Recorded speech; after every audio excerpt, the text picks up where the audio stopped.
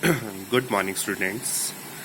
Today we are starting with new chapter, rational numbers.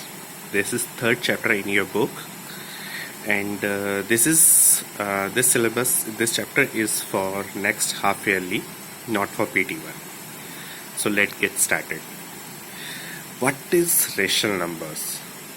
A rational number is defined as a number that can be expressed in the form of P upon Q, where P and Q are integers and Q should not be 0.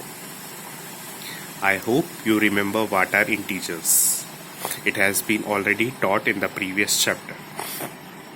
Let just for my for my purpose, I should just give a review of what are integers. First come natural number, which start from 1, 2, 3 and so on. Next is whole number, which start from 0, 1, 2 and so on. Then come integers, which include negative numbers also. Then come rational numbers. So rational number include both integers and the whole number, obviously everything. So rational numbers comes in the form of P upon Q. That means something has to be in numerator and something has to be in denominator. And Q, that means denominator can't be 0. Then only it will be called as rational numbers. Next, positive and negative rational numbers.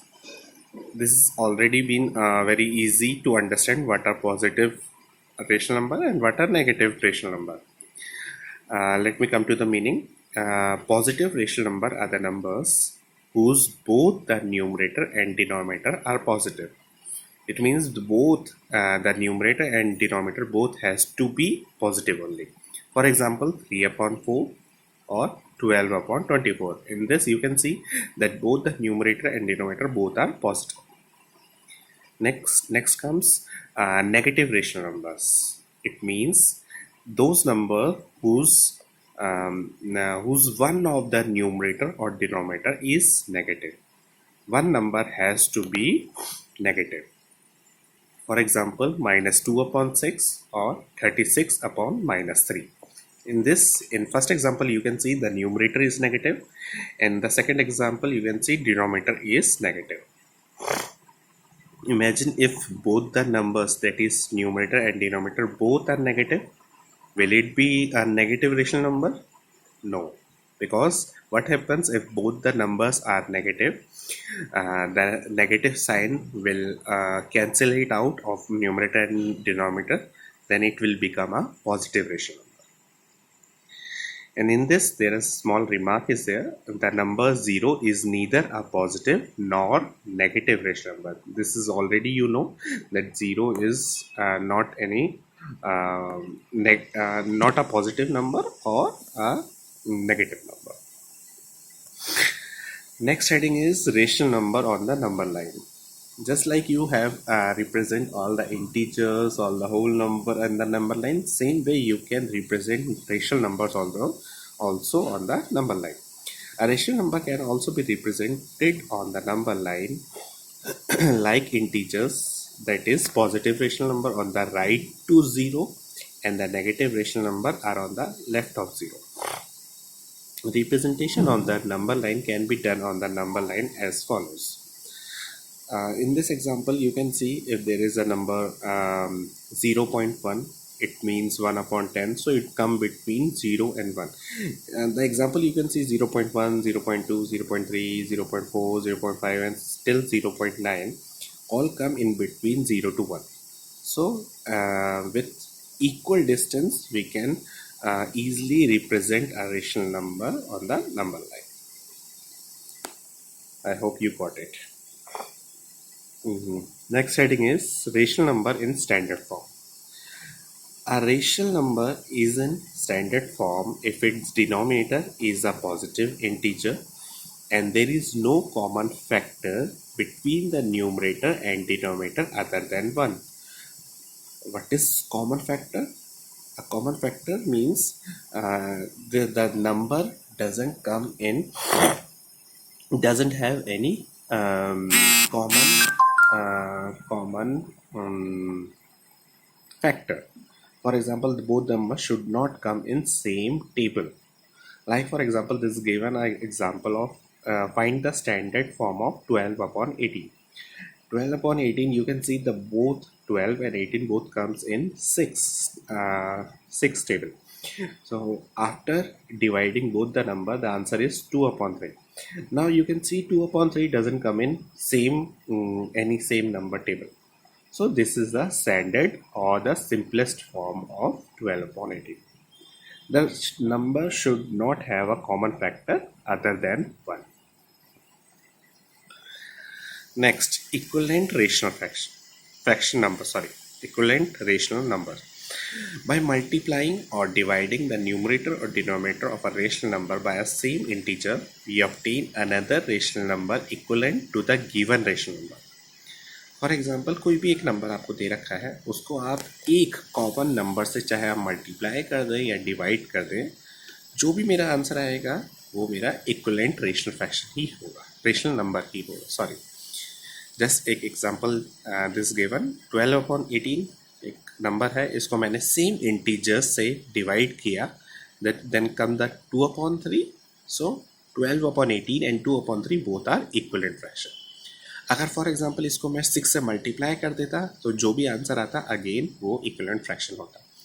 तो जो भी मेरा given number है उसको मैं common number से, common integer से multiply या डिवाइड कर दूं तो जो भी मेरा आंसर आएगा वो भी मेरा इक्विवेलेंट रेशनल नंबर होगा.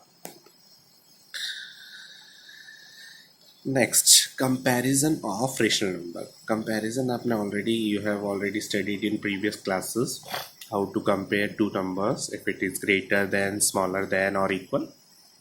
In the same way we can compare the rational number also. To compare two rational number we need to make their denominator same, then we can easily compare them. For example, if the denominator is same, then we can easily compare the two numbers. For example, 3 upon 4 and 1 upon 4, you can see the denominator is same. So in this obviously 3 upon 4 is greater than. If the denominator is not same, then we have to make the denominator same. Then we can easily compare which is greater, which is smaller. For example, this is given. Compare 4 upon 5 and 3 upon 8 and tell which is greater. In this you can see the denominator of first number is 5 and the denominator of the second number is 8. So both the denominator is different. First of all, in this we have to make both the denominator same. And I think you already know how we can do that by taking an LCM. Right? If you take the LCM of 5 and 8, that comes 40. If we solve both the numbers, that comes 32 upon 40 and 15 upon 40. Now you can see 40, the denominator is same. Now we can easily compare. Obviously 32 is greater than 15. So hence the answer is 4 upon 5 is greater than 3 upon 8. This comes to an end of first exercise, that is 3.1. I have explained everything. Now you can easily solve all the question of exercise 3.1. Even then, if you have any doubts or queries, we will have a doubt session tomorrow in the Google Meet. So you have to make a Gmail account to use Google Meet, and we will have a doubt online online session in which you can ask your queries. It will be from 5 p.m. to 5:45 p.m. So obviously you have to download the Google Meet and you should have a Gmail account and be prepared. I will give you the ID tomorrow itself, so be prepared for the doubt session. In that you can ask about the PT1 also. So don't think that you won't be explained anything about the PT1. You can there also you can ask about any 3 chapter which we have already done or about this chapter also. So this ends our first video of the half yearly. So all the best. Bye bye.